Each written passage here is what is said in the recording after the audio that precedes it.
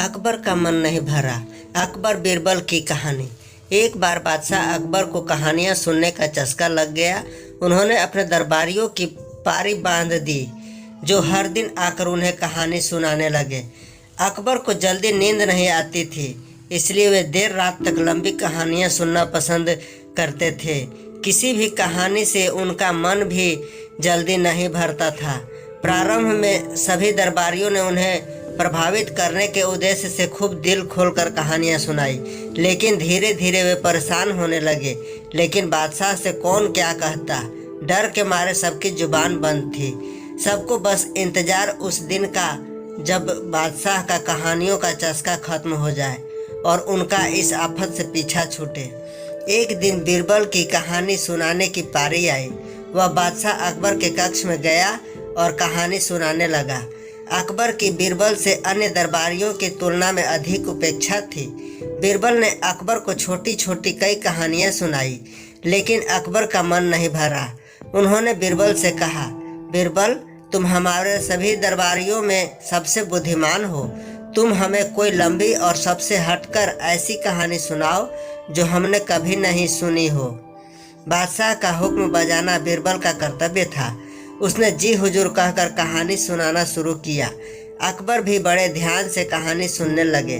जब भी बीरबल कहानी समाप्त करने का प्रयास करता, अकबर कहते और फिर बीरबल को उसमें कुछ और खिस्से जोड़ने पड़ते। ऐसा करते करते रात हो गई। बीरबल को नींद आने लगी। वह घर जाकर सोना चाहता था, लेकिन अकबर की आंखों से नींद कोसों दूर थी। वे बड़े चाव से कहानी सुन रहे थे और बार बार और फिर कहकर कहानी खत्म होने ही नहीं दे रहे थे। बीरबल समझ गया कि बादशाह ऐसे नहीं मानेंगे। उसने कुछ ऐसा करना होगा कि खुद ही उसे वहाँ से भगा दे।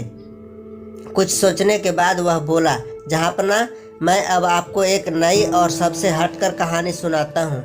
यकीन मानिए, आपने पहले कभी ऐसी कहानी नहीं सुनी होंगे। अकबर की उत्सुकता बढ़ गई। बीरबल कहानी सुनाने लगा। एक समय की बात है, एक गांव में एक किसान रहता था। उसने अनाज रखने के लिए एक बड़ी सी कोठरी बना रखी थी। उस कोठरी में उसका अनाज सुरक्षित रहता था। उस कोठरी में एक छोटा सा छेद रह गया था, जिस ओर किसान ध्यान नहीं दे पाया। एक दिन एक चिड़िया उस छेद से कोठरी में जा घुसी और अनाज का एक दाना लेकर उसी छेद से फुर्र करके बाहर उड़ गई। और फिर अकबर उत्सुक होकर बोले, फिर दूसरी चिड़िया आई और वह भी कोठरी में से दाना लेकर उड़ गई। फुर्र, बीरबल बोला। और फिर अकबर ने फिर से पूछा। फिर तीसरी चिड़िया आई और वह भी कोठरी में से दाना लेकर उड़ गई। फुर्र, बीरबल बोला। अकबर अब जब भी और फिर कहते, बीरबल कह देता, और फिर एक और चिड़िया आई और दाना लेकर उड़ गई। फुर्र, अकबर को और क्या करते करते और बीरबल को फुर्र फुर्र करते हुए बहुत समय बीत गया। कहानी फुर्र से आगे बढ़ ही नहीं रही थी। आखिरकार अकबर खींच कर बोले, ये क्या फुर्र फुर्र लगा रखा है, आगे की कहानी बताओ। जहाँपना, आप इतने में ही तंग आ गए। कोठरी के आसपास तो करोड़ों चिड़ियाँ इकट्ठी हो गई हैं। वे सब एक एक करके कोठरी के अंदर जाएगी और दाना लेकर उड़ जाएगी। फुर्र, आपके कहे अनुसार कहानी बहुत लंबी और हटकर है। फुर्र फुर्र सुनकर अकबर पहले ही बहुत खींच चुके थे। बीरबल की यह बात सुनकर उनका गुस्सा बढ़ गया। वे चिल्लाकर बोले, ये क्या फालतू कहानी सुना रहे हो, नहीं सुननी ऐसी कहानी, चलो भागो यहाँ से, सोना है हमें। जैसा जहाँपना का आदेश कहकर बीरबल मंद मंद मुस्कुराते हुए वहाँ से चला गया। सीख, किसी भी तरह की समस्या हो, बुद्धिमानी से काम लेने पर उसका हल निकल ही आता है। दोस्तों, आशा है आपको ये अकबर बीरबल स्टोरी पसंद आई होगी। आप इसे लाइक कर सकते हैं और अपने फ्रेंड्स के साथ शेयर भी कर सकते हैं।